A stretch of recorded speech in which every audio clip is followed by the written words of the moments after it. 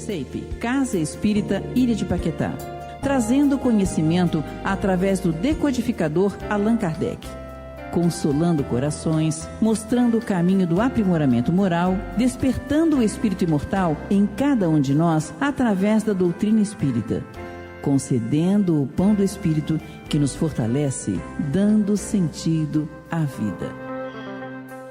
Meus irmãos, minhas irmãs, boa noite. Que as bênçãos do Pai da Vida desçam sobre nós, que nos dispomos a estudar, no amor que devotamos uns aos outros. Hoje, eu vou pedir para o Ricardo, por favor, botar na tela o título do nosso estudo. Nós vamos conversar a respeito do conhecimento do princípio das coisas, parte primeira das causas primárias, capítulo 2, dos elementos gerais do universo. Então, na verdade, esse estudo diz muito respeito a uma coisa que está acontecendo porque o homem avança no seu desenvolvimento intelectual, mas não se faz acompanhado do devido desenvolvimento moral. Então, nós vamos ver como é que Kardec lida com essa lição, com essa questão com relação aos espíritos. Pode passar, Ricardo, por favor. Pergunta 17. É dado ao homem conhecer o princípio das coisas? O que Kardec quis perguntar por princípio, né? Essa palavra tem alguns sentidos que devemos esgotar para a bem do nosso entendimento. Início, né, em termos de tempo e espaço, a gente sabe que é o começo de um caminho, o fim de um caminho, o momento em que se inicia alguma coisa ou que se termina alguma coisa. Mas a palavra princípio também pode ser fundamento, causa primária, e é mais nesse sentido que Kardec pergunta ao espírito. Princípio também pode ser preceito, regra, né? E também essa questão de a pessoa ser uma pessoa de princípios, quer dizer, que observa essas regras, esses preceitos. Pode passar, Ricardo, por favor. Aí vem a resposta do Espírito. Não, Deus não permite que ao homem tudo seja revelado neste mundo.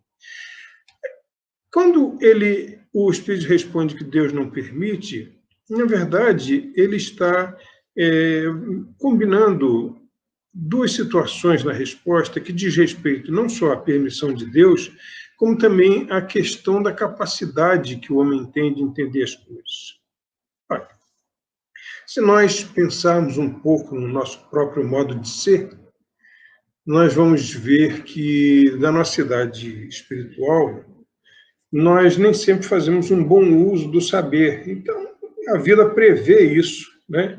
E ela não dá saber, de certa forma, a quem não vai saber usá-lo, né?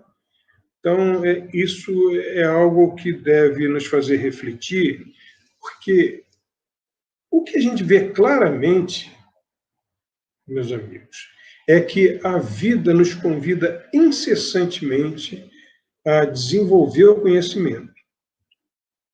Mas, incessantemente, da mesma forma, está fazendo observar que nós temos determinados limites no uso dessas coisas. Por exemplo, vamos pensar na mediunidade.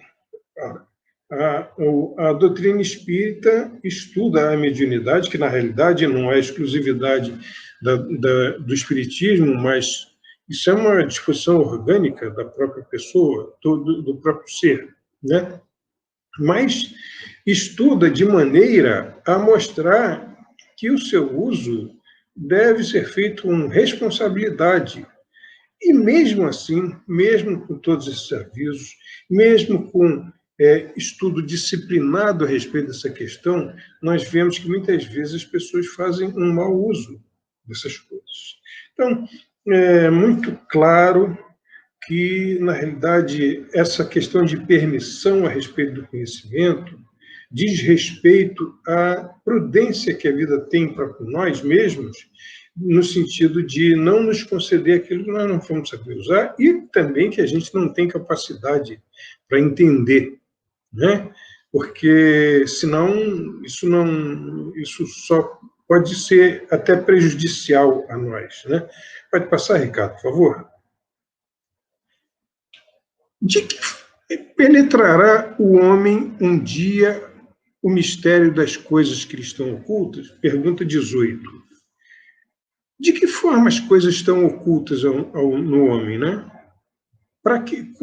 Como elas estão ocultas ao homem? Nós pensamos no senso moral, no interesse que as pessoas têm de fazer determinadas coisas, que diz respeito ao uso que elas fazem do conhecimento. E também, muitas vezes, está lá a recomendação evangélica: batei e abri-se-vos-á, pedi e obtereis, buscai e achareis. No entanto, no imediatismo da vida, nós não nos interessamos em procurar as coisas que realmente têm valor, as coisas que realmente são importantes para que nós possamos sair daqui melhores do que aqui chegamos, que é o grande propósito de todos nós. Seguinte, Ricardo, por favor.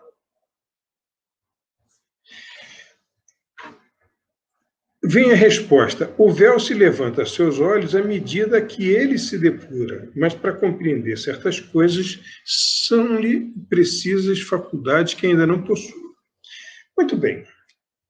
Então, isso diz respeito. Claro, nós temos determinados limites de capacidade para conhecer determinadas coisas e não podia ser de outra forma. Não podia ser de outra forma. Vocês estão vendo aí o planeta Marte. E eu escolhi falar a respeito disso porque ilustra claramente isso que a resposta quer dizer.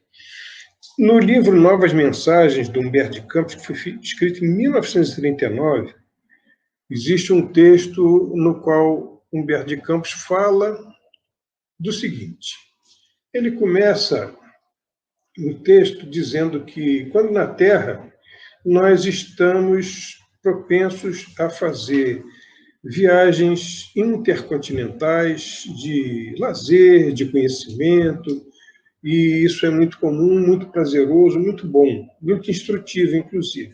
Mas no espaço, quando as pessoas desencarnam e têm condição de fazer isso, se essas pessoas já se livraram de determinados problemas relacionados com as suas dívidas, elas fazem viagens, ele chama de viagens intermúndio, quer dizer, entre mundos. Então, Humberto de Campos descreve uma ocasião em que ele foi convidado para ir numa caravana em visita a Marte.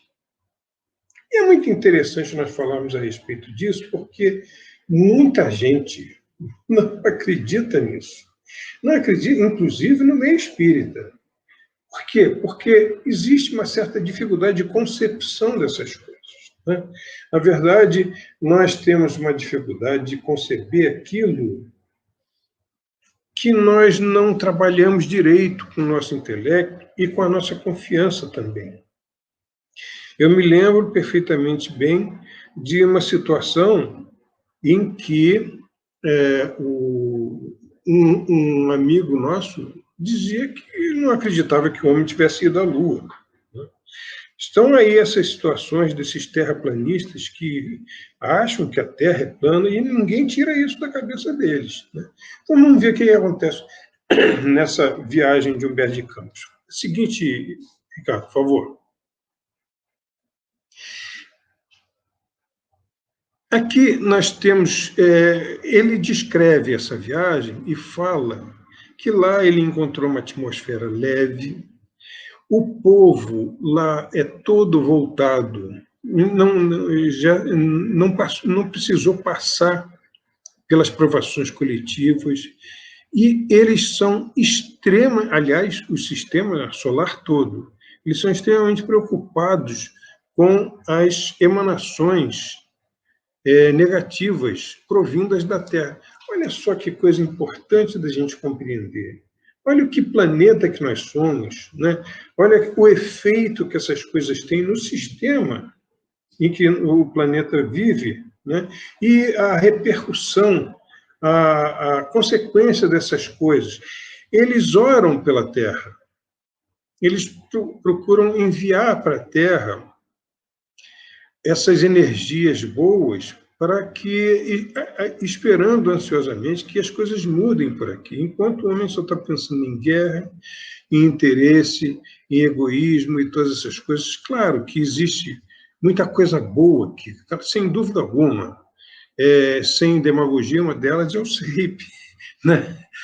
Que é um posto ali que o pessoal de Paquetá tem para ir lá estudar e tudo. Mas essas casas se multiplicam pelo planeta e são postos em que são como que bolsões do bem, em que as pessoas vão para conseguir refrear essa onda negativa que nos assola ao planeta todo. Então, daí a nossa responsabilidade, até em termos de pensamento, a qualidade do nosso pensamento, porque nós precisamos contribuir, nós não podemos nos deixar envolver por essa questão pelo que a maioria faz. Nós temos que estar firmes no nosso propósito de sermos doadores de boas energias, de pessoas capazes de ter bons pensamentos para contribuir para o benefício geral. E aqui ele fala a respeito do seguinte: o uso cada vez, aqui faltou uma palavra, cada vez mais evoluído dos telescópios, né? Por quê? Porque, na verdade, nós vemos que de 1939 para cá, quer dizer, a telescopia avançou absurdamente. Aí as pessoas se perguntam a respeito do seguinte: Celso, os astrônomos põem lá o telescópio e não enxergam nada em Marte, nada dessas cidades descritas por Humberto de Campos, nada de... Não se vê nada disso. E por que ocorre isso? Será que a ciência está mentindo? Não, a ciência não está mentindo. Esse é um ponto muito importante de nós compreendermos pelo seguinte, porque o telescópio pode ser muito potente. Da mesma forma que os telescópios marcianos chegam a estudar as energias, as vibrações em torno das pessoas aqui, que são também muito evoluídos lá. Mas os nossos telescópios podem ser muito desenvolvidos, podem ser instrumentos ópticos assim, muito precisos e tudo isso, mas os olhos que usam no telescópio são olhos que têm limites de percepção próprios de nós, dos seres humanos, os seres encarnados aqui nesse planeta, né? Então, nós podemos estar vendo aí essa questão de descoberta de exoplanetas, né? Com o desenvolvimento da telescopia, a gente está tendo notícia de que muitos mundos têm planetas parecidos com a Terra em termos de condição propícia à vida. Então, eles vão botar o telescópio lá e não vão encontrar nada, porque nós conseguimos divisar mal os aspectos físicos densos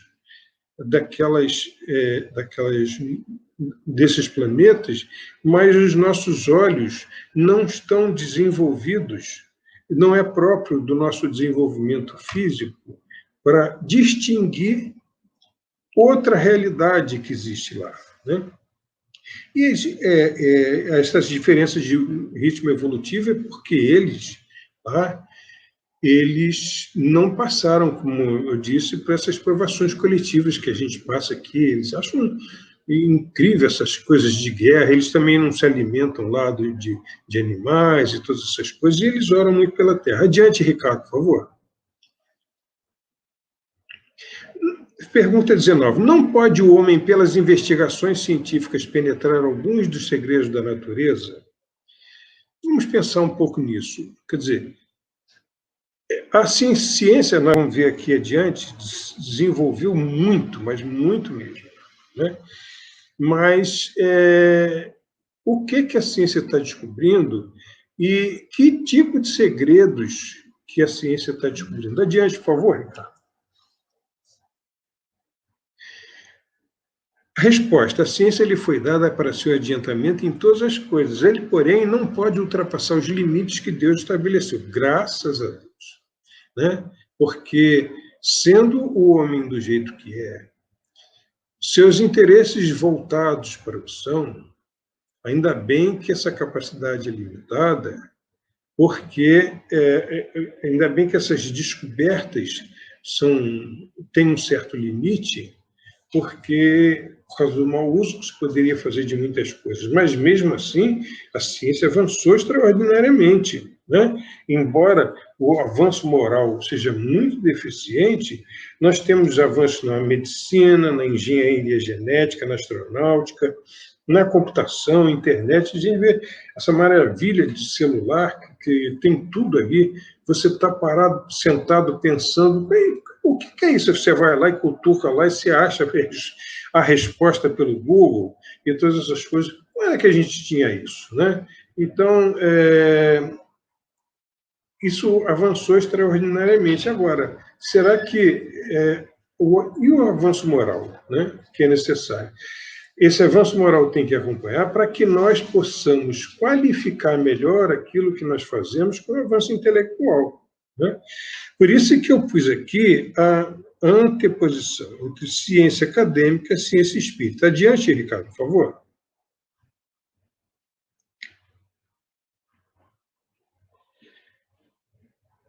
Concepção e evolução do conceito de estrutura da matéria. Eu escolhi esse tipo de assunto porque ilustra bem o nosso assunto, porque é na evolução da concepção da estrutura da matéria que nós podemos perceber como é que o conhecimento evoluiu e até onde ele é limitado. Então, desde lá dos tempos dos gregos, Aristóteles, ele achava que tudo que existia era a combinação entre 4 elementos: ar, fogo, água e terra, né? E os estados da matéria eram explicados pela combinação de um com outro desses elementos, como calor, frio, umidade e secura. Aí depois veio Leucipo e Demócrito, mais ou menos uns 500 anos antes de Cristo, e chegaram e disseram o seguinte: a matéria ela pode ser reduzida a uma partícula mínima indivisível. Aí surgiu o conceito de átomo, que A é prefixo de negação e tomo é divisão. Então, átomo é aquilo que não pode ser dividido. Aí chegou-se ao conceito de átomo, que é ali uma partícula mínima que não se dá para ver, mas é a unidade da matéria. Adiante, por favor, Ricardo. Aí nós vamos ver que esse conceito evolui ao longo do tempo, até que o inglês John Dalton propôs, também baseado naquilo que os gregos já tinham dito, esse modelo em que o átomo era como uma bola de sinuca, uma coisa sólida, com tamanho muito pequeno, evidentemente, mas era uma coisa sólida. Claro que ele propôs outras coisas também, mas não é o nosso propósito aqui fazer um tratado de física ou de química, porque o propósito aqui é outro. Nós só pegamos esse assunto para ilustrar, até porque nós também temos a nossa própria capacidade limitada nesse sentido. Esse modelo evoluiu para o modelo de Thomson, o J.J. Thomson, João José.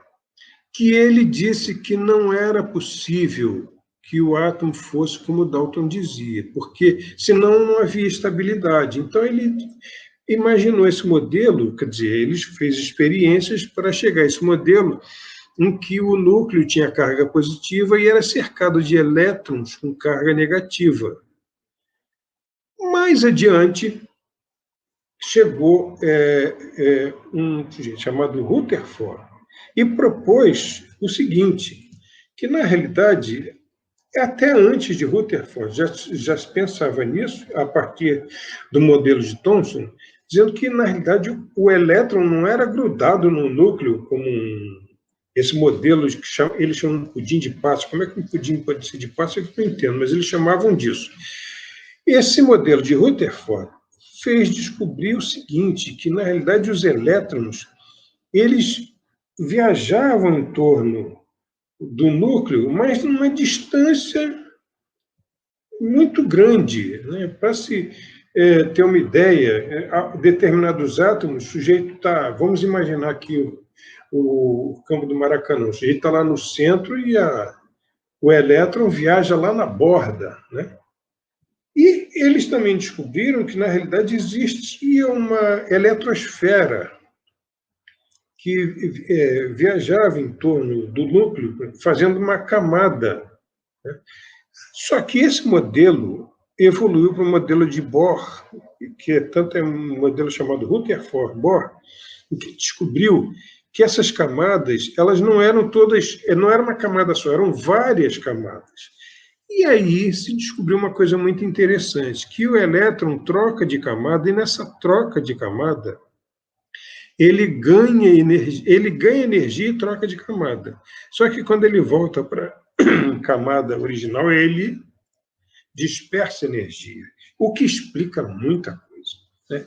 Bom, então a gente chega ao conceito de molécula, de células, de partículas. A partir desses modelos, a gente entende que não pode ser mais átomo, porque não era indivisível, né? Porque tem partículas, então não era só uma coisa indivisível. E a gente passa a compreender a importância da energia, entra na questão do eletromagnetismo, e esse salto que o elétron dá, liberando energia, é o tal do chamado salto quântico. Adiante, Ricardo, por favor. E aqui nós vemos uma coisa interessante, a evolução conceitual da estrutura da matéria. Nós sabemos que nosso corpo, é composto de células, são unidades biológicas, né? Perdão. Um pouquinho de células, cada pessoa tem uns 150 trilhões de células. Né? É uma quantidade, né, gente? 150 trilhões de células em média. Só que a célula é composta de moléculas, que é a união de determinados elementos atômicos. As moléculas são compostas de átomos, e os átomos são compostos de partículas. Então, nós vamos ver que a pesquisa científica, por isso é que a gente botou isso aqui, a pesquisa científica, ela parte para chegar ao mínimo, do mínimo, do mínimo. E aí a gente ouviu falar, mais ou menos recentemente, no tal do bóson de Higgs, que é a tal da partícula de Deus. E aqui a gente entra numa discussão muito interessante. Quando o leigo ouve falar disso, leigo como eu, por exemplo, ouve falar disso, pensava, poxa vida, geralmente chegou um momento em que a ciência evoluiu a tal ponto em que ela descobriu que Deus existe. Mas não é nada disso, não. Eles queriam, da tradução no inglês, o que eles querem dizer não é partícula de Deus, é partícula Deus, que é um elemento que confere massa às partículas. Esse bóson, que é o nome desse elemento, então ele confere massa às partículas, para que as coisas sejam possíveis. E ele foi descoberto, né, nesses experimentos que foram feitos aí, mas é chamado partícula Deus, como se Deus fosse aquela partícula, né? Não que Deus fosse criador de tudo. Então, vocês vejam, aqui Kardec escreve aqui o seguinte: quanto mais consegue o homem penetrar nesses mistérios, tanto maior admiração lhe devem causar o poder e a sabedoria do Criador. Isso deveria ser, né? Entretanto, seja por orgulho, seja por fraqueza, sua própria inteligência o faz joguete da ilusão. Ele amontoa sistemas sobre sistemas e cada dia que passa lhe mostra quantos erros tomou por verdades e quantas verdades rejeitou como erros. Não há, são outras tantas decepções para o seu orgulho. Então nós vemos que, na verdade, ninguém pode convencer ninguém de nada. Né? É a própria pessoa que tem que se convencer das coisas. A vida está aí como um livro aberto a ser folheado, e as evidências são grandes, mas há quem não aceite, porque acha que não tem como as coisas serem não científicas, que eles dizem, né, que é não científica. Adiante, Ricardo, por favor. Pergunta 20. Dado é ao homem receber, sem ser por meio das investigações da ciência, comunicações de ordem mais elevada acerca do que lhe escapa ao testemunho dos sentidos? O que a gente acha? Né? Claro que sim, nós, como espíritas, sabemos perfeitamente bem disso. Né? Porque há muitas pessoas no meio espírita que elas torcem muito para que muitas coisas sejam confirmadas pela ciência dita acadêmica, mas, na realidade, nós não dependemos disso para viver as verdades nas quais nós acreditamos. E aqui existe um ponto muito interessante do nosso estudo, pelo seguinte, porque se nós na nossa condição, vamos dizer assim, comum, normal, nós não temos, vamos dizer assim, o comum das pessoas não tem evidência, não percebe o mundo extracorpóreo. No entanto, nós acreditamos nisso. Como é que nós acreditamos nisso?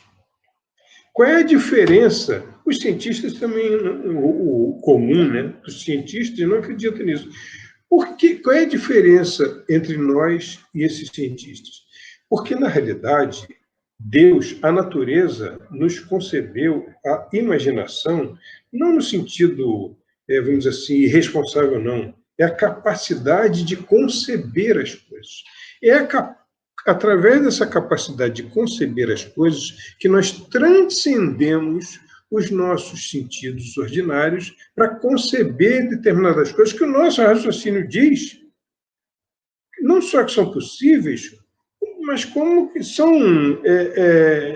não pode ser de outra maneira. Né? Adiante, por favor, Ricardo. Sim, o homem pode receber por outros momentos. Se Deus o julgar conveniente, Deus pode revelar o que a ciência não é dada a apreender. Isso significa dizer o seguinte: Deus pode revelar aos simples o que aos doutos é negado. E isso está no Evangelho. Bem-aventurados os simples, né?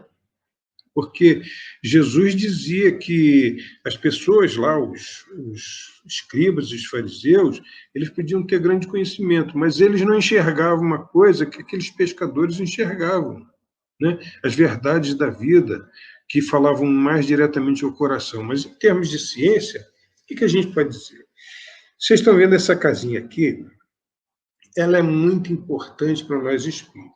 Foi nessa casa, em Hydesville, nos Estados Unidos, que no dia 31 de março de 1848, apareceu lá o tal do caixeiro, chamado Charles Roseman, que ficou batendo lá na madeira para explicar que ele tinha sido assassinado. Só que todo mundo viu isso. Todo mundo foi lá. Foi permitido, a espiritualidade permitiu que naquele momento, foi um fenômeno, né? Começou na noite de 31 de março de 1848, mas entrou pelo dia seguinte adentro, com todos aqueles vizinhos vendo aquilo, fazendo perguntas e o espírito respondendo. Você foi assassinado? Sim, dá 2 batidas. Ele batia 2 vezes lá. Quanto roubaram? $500. Foi $300, $400, $500? Sim. Então, todo mundo viu isso. A partir disso, o que aconteceu? Essas irmãs Fox, que eram as médiuns, houve assim uma cisão, né, nesse caminho de revelação, porque essas irmãs Fox, elas foram para um centro maior chamado Rochester, e eles lá fizeram um tipo de espiritismo chamado espiritualismo moderno, modern spiritualism, e foram seguir para outras ideias e tudo. Só que isso atravessou o Atlântico e foi para a Europa com as mesas girantes. E com essas mesas girantes, com esses efeitos, chamou a atenção de Kardec, que foi então estudar o fenômeno com toda a seriedade, e aí começou a ser esboçada a doutrina dos espíritos. Isso é uma coisa muito importante, porque aqui, botei aqui, ó, que nós já vemos aqui que de tudo isso está aqui, ó, uma sessão mediúnica em que as pessoas ajudam os desencarnados nessa situação. Pode passar, por favor, Ricardo? E aqui, Kardec põe, por causa dessas comunicações é que o homem adquire, dentro de certos limites, o conhecimento do seu passado e do seu futuro. Aí a gente vê aqui esse senhor aqui, chamado William Crookes, com um espírito chamado Kate King, aqui em outra situação, e aqui o Chico, presenciando o mesmo fenômeno de materialização, né? E graças a essas coisas, quer dizer, esse caminho foi sendo esboçado. Mas o mais importante de nós compreendermos é o seguinte, é que quando Kardec foi escolhido para cristianizar o movimento espírita, isso é uma coisa de extraordinária importância para nós, porque, na realidade, casou-se todas aquelas revelações, conforme o Consolador que Jesus prometeu, com o espírito do Evangelho. Então, isso para nós é o que é o mais importante. É aí que a ciência se une ao Evangelho e à filosofia para formar a doutrina dos espíritos, porque ela seguiu outros caminhos. Ela foi para a Europa, aqueles americanos de Rochester foram para a Escócia, da Escócia para Londres e fizeram outro tipo de movimento, nem em reencarnação eles acreditavam. Né? Mas só que, adiante, Ricardo, por favor. Aqui, ó, cientistas que investigaram fenômenos e se tornaram espíritas. Então, a gente vê aqui, ó, Allan Kardec é o nosso codificador, a gente vê Alexandre Aksakov, Ernesto Bozano, William Crookes, César Lombroso, e aqui, eu não sei o que aconteceu aqui, que o Charles Richet perdeu o nome, está aqui o nome dele, está lá embaixo, Charles Richet. Esses dois aqui, William Crookes e Charles Richet, eles foram prêmios Nobel. Esses grandes cientistas, eles foram investigar e se tornaram espíritos. Disseram, isso acontece, isso é realidade, é espírito mesmo. Isso não é... E foram, claro, ridicularizados, porque as pessoas não queriam acreditar. Então, vamos passar o último slide agora, Ricardo, por favor? Eu botei aqui, ó, extraí isso das mesas girantes de espiritismo de João Tuil. Há indivíduos, essa é uma fala do Conde Gasparin, nesse livro que ele escreveu. Há indivíduos para os quais os raciocínios de nada adiantam, visto que eles não raciocinam. Não raciocinam nem leem. Não lerão essas coisas, mas as julgarão. Julgá-las-ão sem mais nem menos do alto da sua importância, por meio de um argumento invencível. Não creio porque não creio. É simples, fácil e peremptório. Não admito tais coisas. Perdeis o tempo em contar vossas histórias. Os críticos dessa escola são tão velhos quanto o mundo. Sempre os houve e sempre os haverá. Perdão. Então, meus amigos, nós entendemos que Kardec pergunta aos espíritos a respeito dos limites dos conhecimentos, e os espíritos respondem claramente, numa síntese de tudo que a gente viu, o seguinte: nem tudo o homem pode saber, até porque ele não tem capacidade para entender tudo. E também porque é prudente que ele não saiba, porque ele pode fazer mau uso disso. Mas existe uma grande parte da comunidade de intelectuais e cientistas desse negócio todo que podia acreditar, mas não quer. Eles não querem acreditar, e no fundo aí já entra a psicologia, que mostra claramente que eles não querem porque não interessa a eles.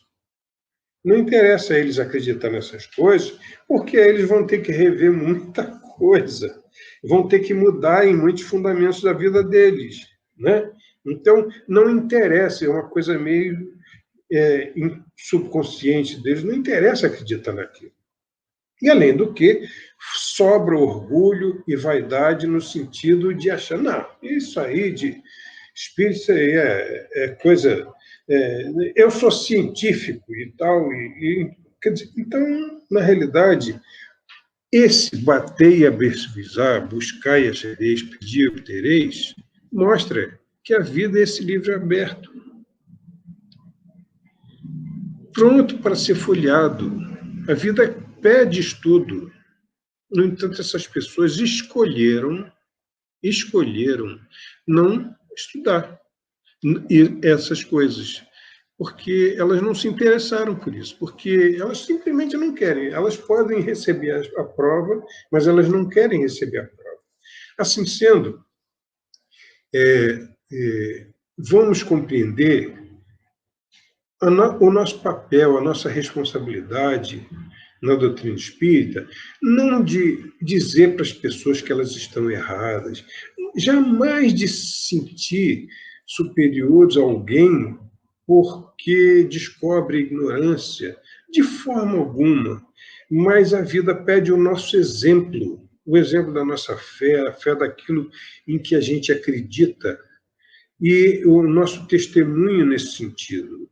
Então, se nós vivemos de acordo com aquilo em que nós acreditamos, nós podemos estar servindo de exemplo de uma maneira, vamos dizer assim, muda, para muita gente que apenas observa o nosso modo de ser e pode, então, ficarem curiosos de saber por que nós acreditamos nessas coisas. Quais os motivos que nos levam a compreender isso? Que, na realidade, é buscar trabalho para a própria consciência, não é verdade?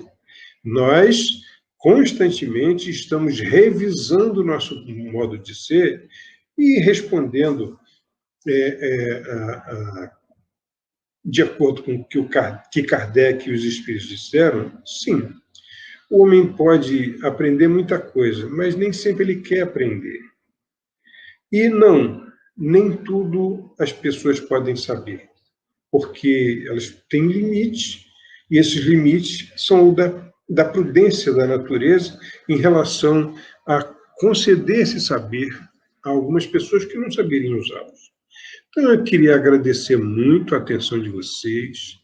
Eu adoro estar com vocês nessa casa, estudando, e vou passar a palavra agora, não sei se é a Selma ou o Ricardo. Não, sou eu, Selma. Sou eu. A Selma, na quarta-feira, ela tem uma atividade paralela, então ela já se retirou e está dando prosseguimento a um outro estudo num outro ponto. Eu queria te agradecer, Celso, muito o trabalho que você teve, a montagem dos slides, tá? E eu que agradeço. Foi realmente muito bacana a explicação.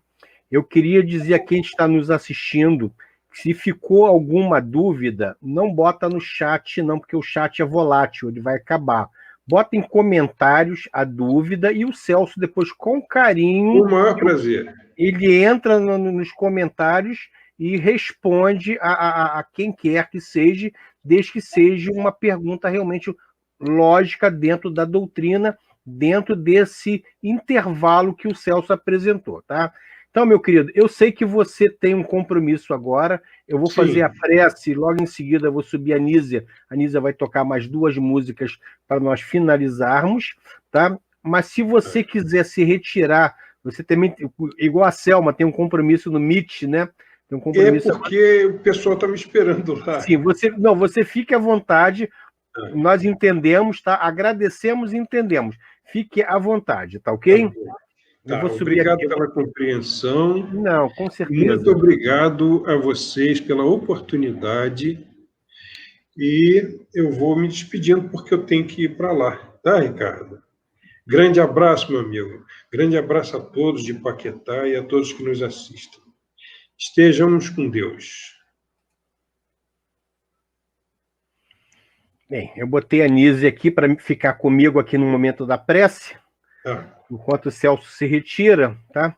Então vamos fechar nossos olhos para facilitar a nossa concentração. Vamos elevar o nosso pensamento ao Pai Criador e vamos agradecer esse momento de comunhão com a espiritualidade, aonde os espíritos benfeitores, o mentor espiritual da nossa casa se fez presente. A nossa casa, como eu falo sempre, ela está fechada, mas o plano espiritual está agindo. Então, nesse momento, existe um telão lá na frente da casa, retransmitindo essa palestra, e muitos irmãos desencarnados foram levados para lá para ser atendidos, para serem tratados, e a nossa casa, espiritualmente, ela continua muito atuante. Então, agradecemos ao mentor espiritual, agradecemos ao Celso, agradecemos a Selma, a Nízia, a todos envolvidos nesse trabalho, que nós possamos sempre, Senhor Jesus, dar continuidade. É um trabalho grande, é um trabalho longo, mas que, se Deus quiser, nós vamos manter-nos firmes nesse nosso objetivo, e nós conseguiremos fazer todo o Livro dos Espíritos, acredito eu, que de 3 a 4 anos. Obrigado, Senhor, obrigado por esse momento, que a espiritualidade fluidifique a água de cada um, como a Selma falou no começo, quem está com a sua água, que ela seja fluidificada, seja colocada o necessário para o seu refazimento físico, espiritual e mental. Obrigado, Senhor Jesus. Graças a Deus que assim seja. Nízia, me dá um minutinho para eu trocar aqui. Só um minuto. Para mim. Seresteiro do Evangelho? Sim, Cabete. Isso. Como nós ainda temos 19 pessoas, eu vou contar um segredo para vocês. Aqui no Eurípides, né, a casa que nós frequentamos aqui no Rio, nós temos um hábito que, quando um irmão desencarna, nós vamos à capela, e o coral que a Nízia participa canta, entoa músicas prece naquele momento em que você está se despedindo daquele irmão. E a Nízia ontem me contou em segredo que o dia que ela desencarnar, ela quer ouvir esta música no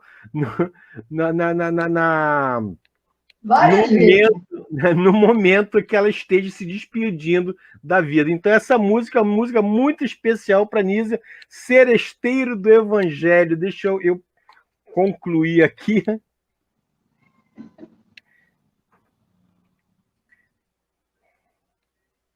De João Cabete. Pronto? Fique à vontade.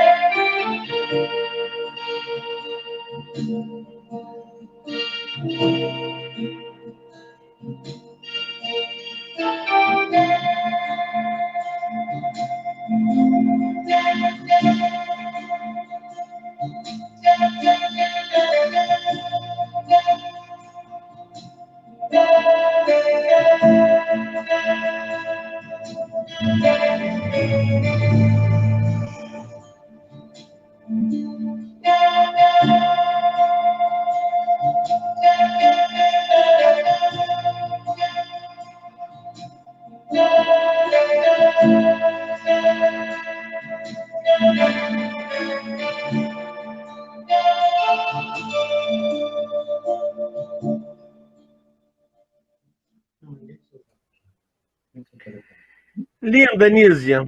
Como eu vi aqui, tá? Você não vai ouvir essa música tão cedo. Não sei quem é que colocou. Alguém colocou aqui no chat. Você não vai ouvir essa música tão cedo. Vamos para a saideira? Para a gente fechar? Agora ele veio, Mileco. Isso, ele veio. Mileco. Luiz Antônio Mileco.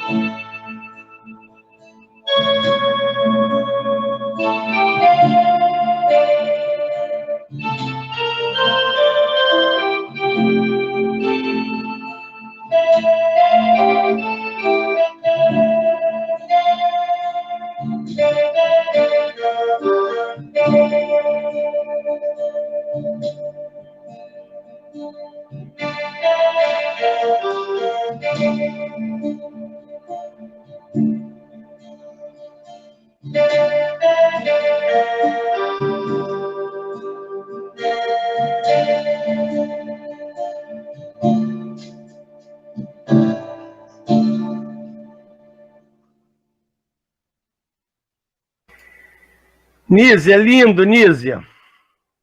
Show. Lindo, né? Como a Clara colocou ali, a saideira lavando a alma. E é verdade, Clara.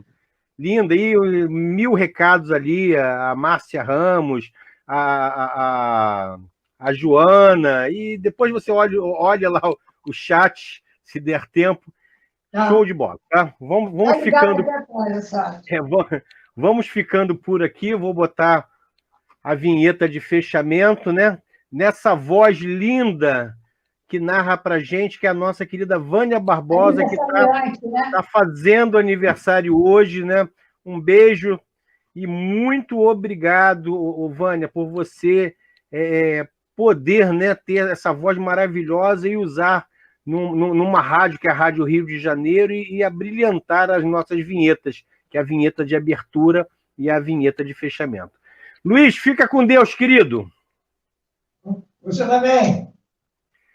Vamos lá.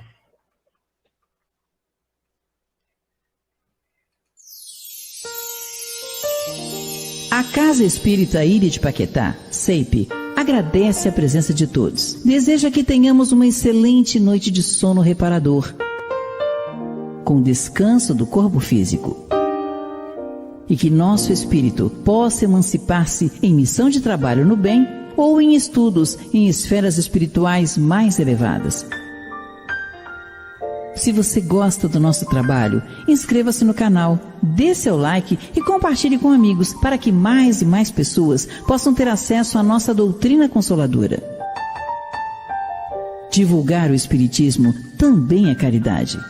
Fique com Deus e que a paz de Jesus vos guie.